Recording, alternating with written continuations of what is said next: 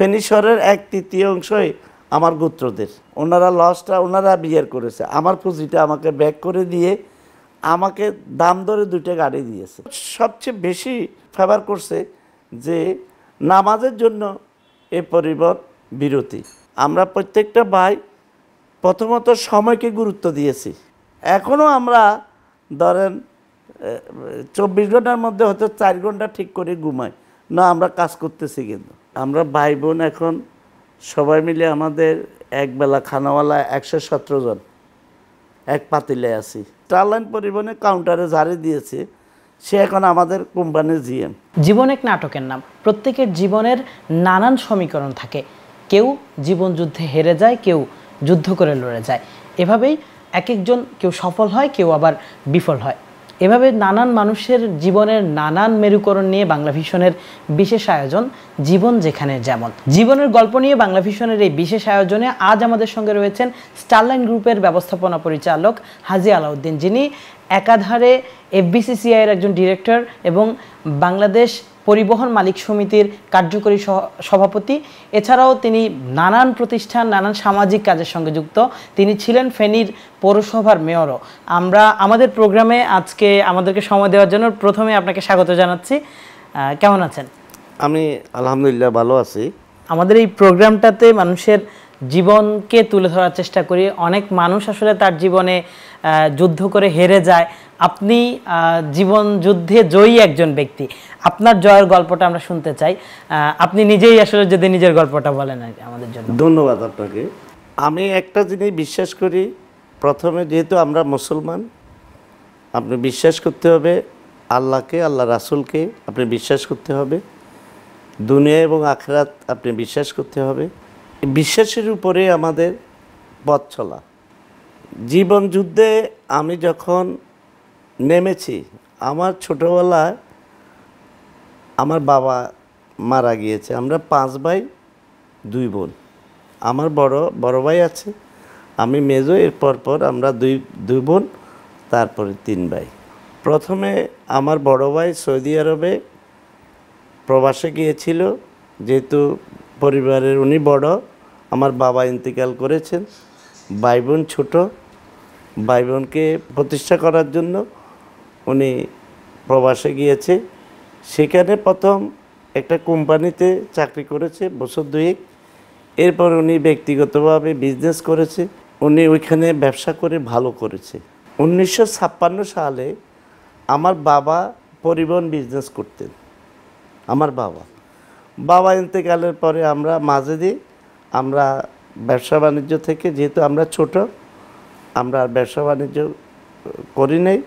আমার বড় ভাই বিদেশ গিয়েছে আর আমরা পড়াশোনা অবস্থায় ছিলাম, ভাই বোন ছোট।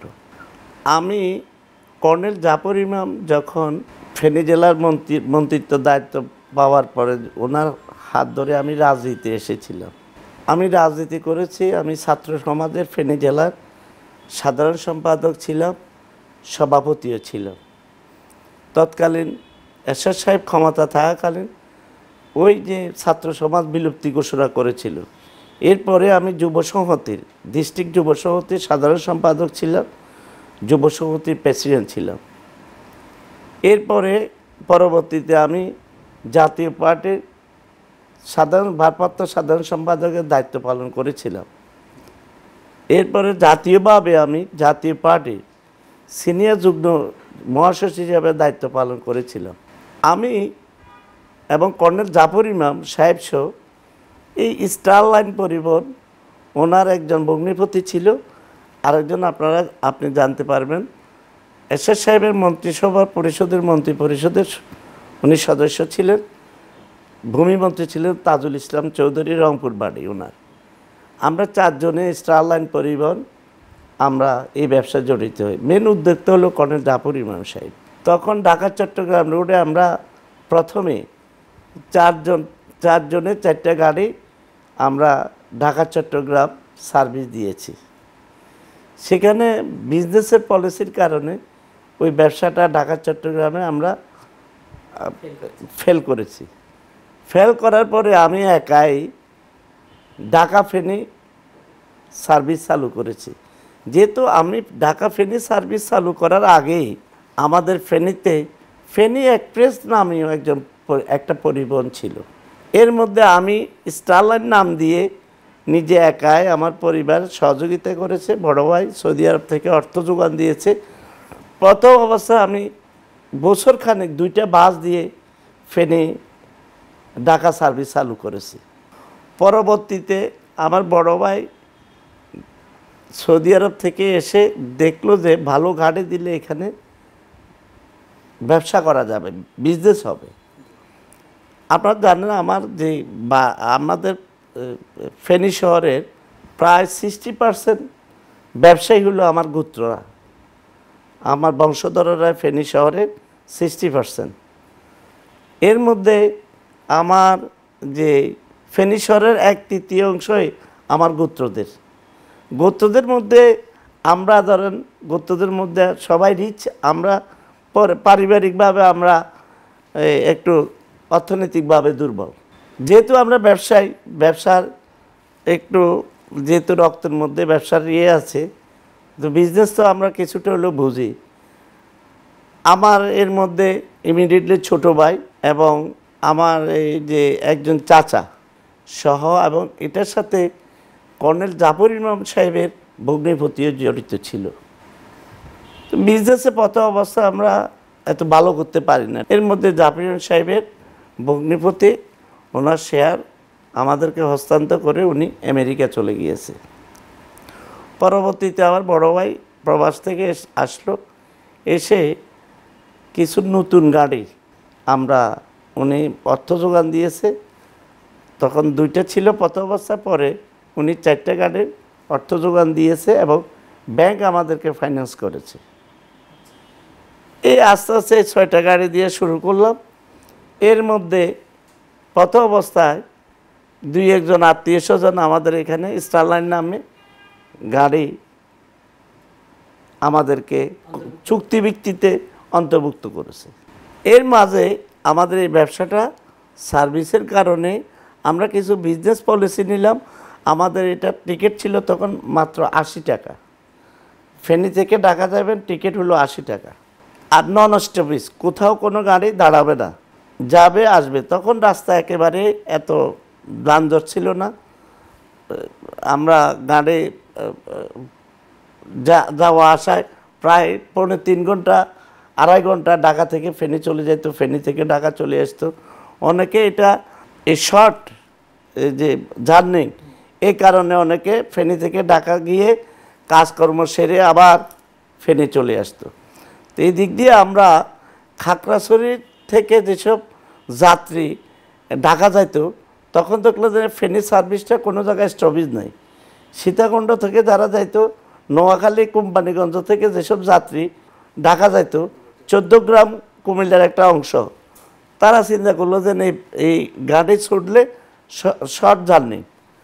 আরেকটা বিষয় হলো আমরা বাংলাদেশে প্রথম আমরা এই পরিবহন, আমরাই সর্বপ্রথম ধূমপান মুক্ত পরিবহন। আমাদের কোনো স্টাফ ধূমপান করতে পারবে না এবং আমাদের কোনো যাত্রীও পারবে না।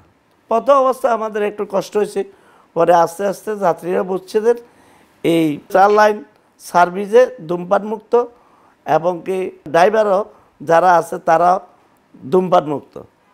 এটা যাত্রী আরেকটা সবচেয়ে বেশি ফেভার করছে যে নামাজের জন্য এই পরিবহন বিরতি। আজান দেওয়ার সাথে সাথে বলা আছে যে যেখানে মসজিদ আছে সেখানে গাড়ি বন্ধ করে নামাজ পড়াইতে হবে যাত্রীদেরকে।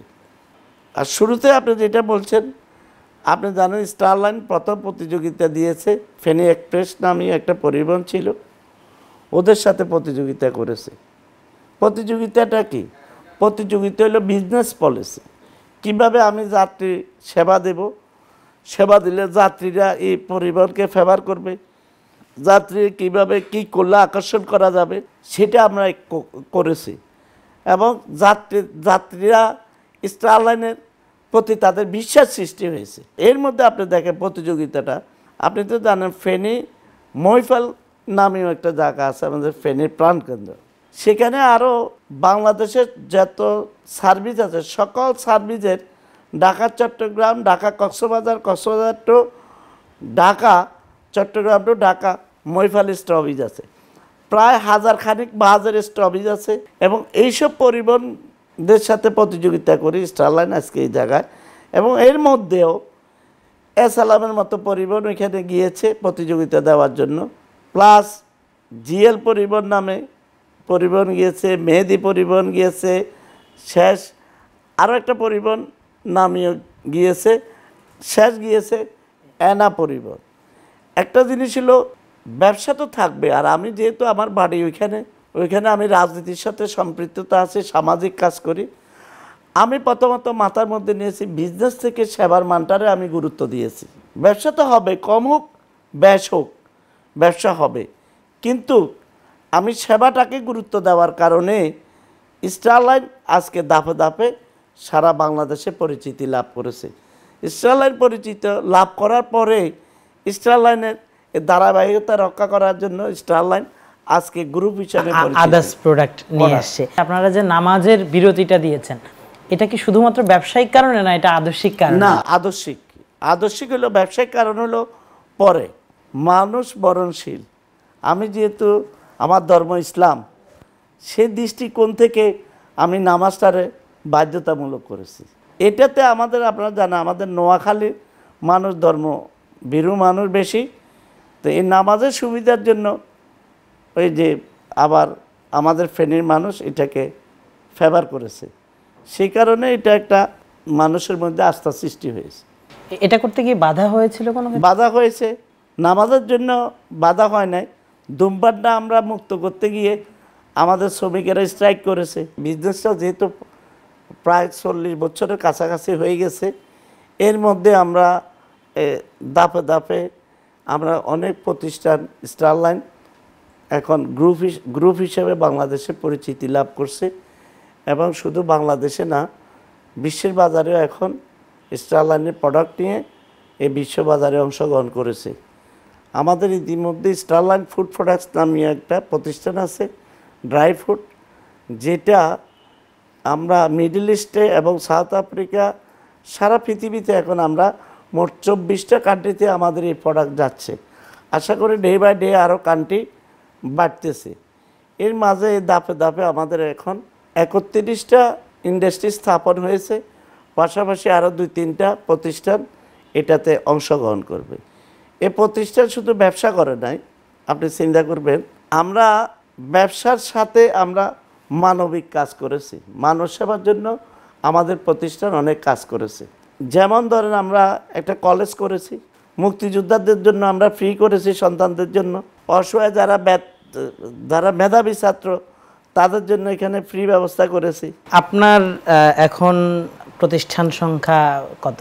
এবং আপনারা যেটা বলছিলেন যে ইউরোপে আপনি ইউরোপে এবং মধ্যপ্রাচ্যে আপনার বিশেষ করে প্রোডাক্ট যাচ্ছে, কি পরিমাণ, এটার পরিমাণটা কেমন?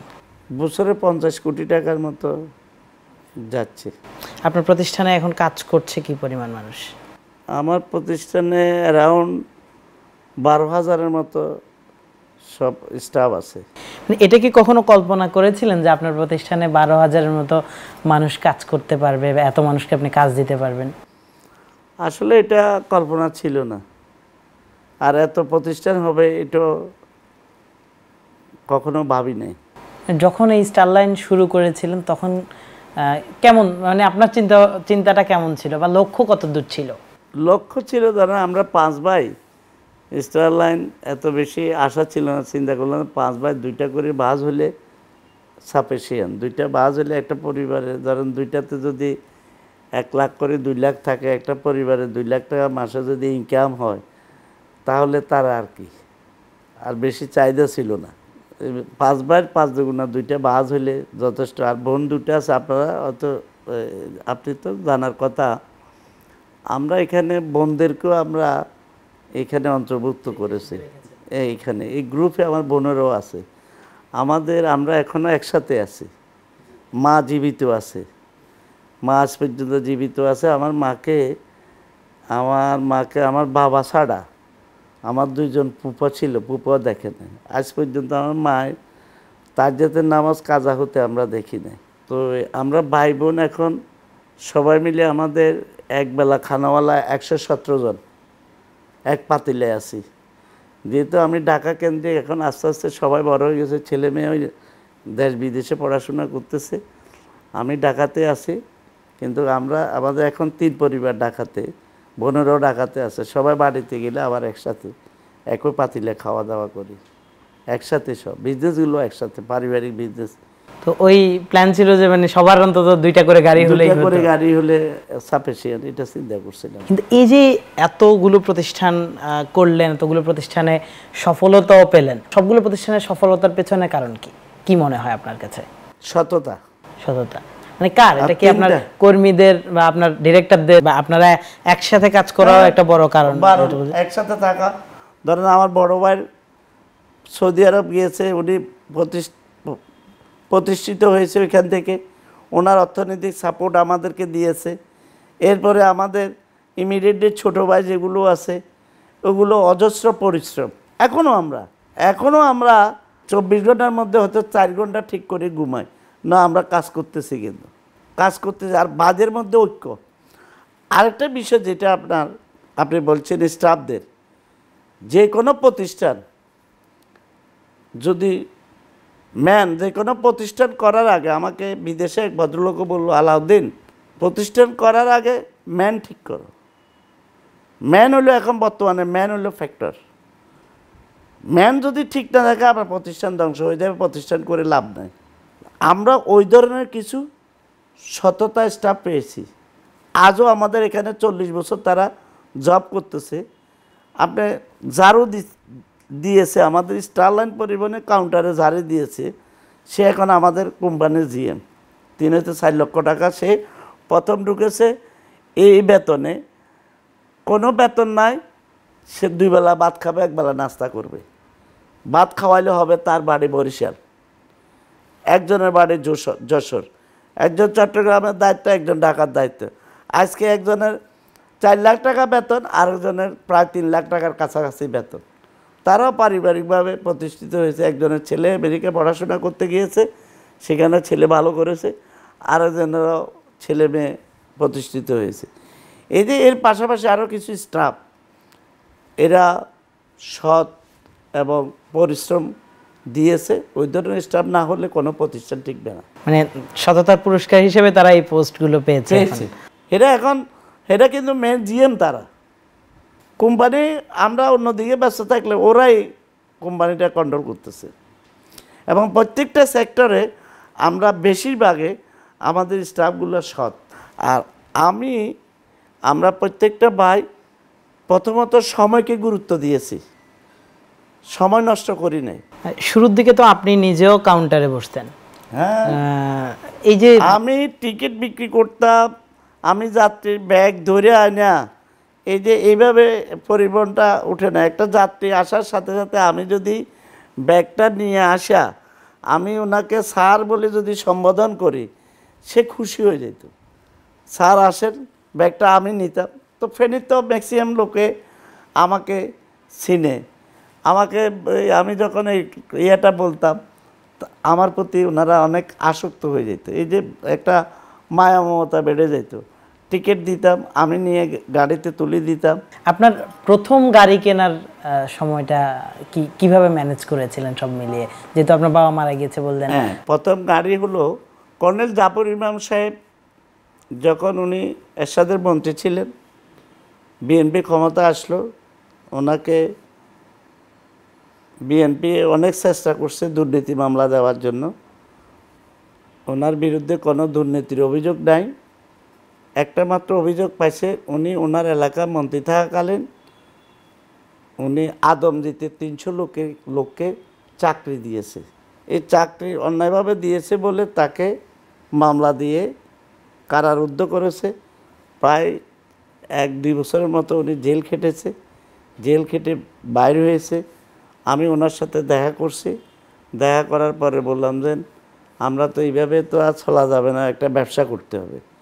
তখন এই কর্নেল জাফর ইমাম সাহেব, আমি আর ভূমিমন্ত্রী তাজুল ইসলাম সাহেব আর ওনার একজন ভগ্নিপতি ছিল ক্যাপ্টেন মাহমুদ হোসেন, এই 4 জনেই স্টার লাইন পরিবহন ঢাকা চট্টগ্রাম দিয়েছে। 4 জনে আমরা প্রগতি থেকে গাড়িগুলো নিয়েছি, ব্যাংক থেকে প্রগতি থেকে লোন করে 1/3 নগদ আর 70% বাকি দিয়ে। আপনার তো তখন ওই যে বাবা মারা গেল বা সংকট ছিল, এই টাকাটা ম্যানেজ করতে আপনার কতটুকু কষ্ট হয়েছিল? আমি সেটা এটা আমার বড় ভাইয়ের টাকা কিছু দিয়েছে, আর আমাদের ইসলামপুর রোডে একটা জায়গা ছিল, ওই জায়গাটা বিক্রি করে টাকা জোগাড় করেছি, ওইখানে পুঁজি দিয়েছি। পুঁজি দিবার পরে ওই ঢাকা চট্টগ্রাম রোডে আমরা বিজনেসে আমরা ভালো করতে পারি না, ওইখানে আমরা অর্থনৈতিকভাবে লস খেয়েছি। লস খাওয়ার পরে তখন কর্নেল জাফরিন সাহেব আমার অবস্থার সম্পর্কে জেনে ওনারা বিয়ার করেছে, আমার পুঁজিটা আমাকে ব্যাক করে দিয়ে আমাকে দাম ধরে 2টা গাড়ি দিয়েছে। এই গাড়ি 2টা দিয়ে আমি ঢাকা ফেনি একা স্টার্ট করেছি। এই দাফে আস্তে আস্তে ভালো করেছে। এর মধ্যে ব্যাংক সাপোর্ট করেছে। আবার আরেকটা মজার ঘটনা, আমাকে নাবানার চেয়ারম্যান শফিকুল ইসলাম কামাল, উনি আমাকে তখন FBCCI-এর প্রেসিডেন্ট ছিলেন আব্দুল আলম মিন্টু, যেহেতু ওনার বাড়ি ফেনী, ওনার সাথে আমার পূর্ব পরিচয় ছিল। উনি একটা চিঠি লিখেছে আমাকে অর্থনৈতিকভাবে সাপোর্ট দেওয়ার জন্য। সেখানে আমাকে এই কামাল সাহেব বাকি এবং নগদে আমাকে 4টা গাড়ি উনি দিয়েছে। এই যে সাপোর্ট, এরপরে উনি পরপর আমাকে অনেক বাকি নগদে গাড়ি দিয়েছে, সাপোর্ট দিয়েছে। আমরা যে গাড়িটার ব্যবসা করি, এটার সোল এজেন্ট হলো ওনারা, বডিও তৈরি ওনারা করতো, সেসিজও ওনারা। এই যে এটা একটা মানে মেরাক্কাল, আল্লাহর রহমত ছাড়া কোনো ইয়ে নাই। এই কখনো কি ব্যর্থ হয়েছেন, হতাশা হয়ে এসেছিল, এরকম পরিস্থিতি হয়েছে কিনা? হলে সেখান থেকে ওভারকামটা কিভাবে করেছিলেন? ব্যর্থতা তো মানুষের জীবনে আসবে, এটা আপনার আসবে, আমার আসবে, আরেকজনের আসবে। যখন ব্যর্থতা আসবে, মানে আপনি কি করেছিলেন? আপনার জীবনে ব্যর্থতা এসেছিল কিনা? ব্যর্থতা আমার আসে না যে তা না, ধৈর্য ধরতে হবে। ধৈর্য ধরে আপনি থেমে থাকলে হবে না। আপনার যে লক্ষ্য, আপনার লক্ষ্যকে সামনে রেখে আপনি এগিয়ে যেতে হবে। আমার অনেক ঘাত প্রতিঘাতে আমি আজকে এই জায়গায় আসছি, এবং ব্যবসার ক্ষেত্রেও আমি অনেক পরিবহনের সাথে প্রতিযোগিতা করেছি, ব্যবসার ক্ষেত্রে প্রতিযোগিতা করেছি। আমি হতাশ হই নাই, কিন্তু আমার ধৈর্য ছিল অপরিসীম। তরুণ সমাজ অনেক সময় খুব হতাশায় ভোগে, মনে করে যে আমার বাবার সম্পদ নাই, আমি কিছু হতে পারবো না। এখন সবাই বলে যে মামা খালু না থাকলে আমি কিছু হতে পারবো না। আপনি আপনার জীবনের যে গল্প বললেন, এখানে অনেকটা নিজেদের স্ট্রাগল করে উঠে আসা, তাদের জন্য আপনার কোনো বার্তা থাকবে কি? ওদের জন্য আসলে সুন্দর বার্তা, একদম সিম্পল ইজি। আমি আজকেও টেলিভিশনে না কোথায় দেখলাম, ফেসবুকে লাইন ধরে বিদেশ চলে যাচ্ছে আমাদের তরুণেরা। তো ফেসবুকে কমেন্টে লিখেছে যে দেশ ফেলে, মা বাবাকে ফেলে প্রবাসে যাচ্ছে। এই যে কত বড় হৃদয় বিদারক জিনিস, প্রবাসে মা বাবা ছেড়ে আপনি যাচ্ছেন। এই যুব সমাজ, আমি মনে করি বিদেশে যে যাওয়া 5-6 লাখ টাকা খরচ করে, আমাদের দেশে যুব সমাজ যদি কাজ করে, কাজে লাগে, এই দেশেও আপনার স্বাবলম্বী হওয়া কোনো কিছুই না। সিম্পল, সততা, সময়, পরিশ্রম। আপনি চাকরি করেন না, এখন একটা চাকরি করেন, আপনি সততার সহিত পরিশ্রম করেন, আপনি প্রতিষ্ঠিত, আপনার জায়গায় আপনি প্রতিষ্ঠিত হবেন। যে যে কাজে ফিট তাকে সেই কাজে দেন। আমাদের 1,12,00,000 টন পেঁয়াজ লাগে আমাদের বছরে, আমাদের উৎপাদন হইতেছে 90 লাখ, তাহলে আমাদের 22 লাখ আমাদের শর্টেজ। আপনি দেখেন hectare two hectare, lakh lakh hectare জায়গা খালি। আর আমি আমার বক্তব্য, আদা কিনে গাদায়। আপনি ছোট্ট একটা টুকরা আমার বাড়ির কর্নারে আপনি রোপণ করেন, আপনি টুকরা দিয়া 1 বছর আপনার আদা কিনা লাগবে না। এখন আমাদের আদাও ইম্পোর্ট হইতেছে।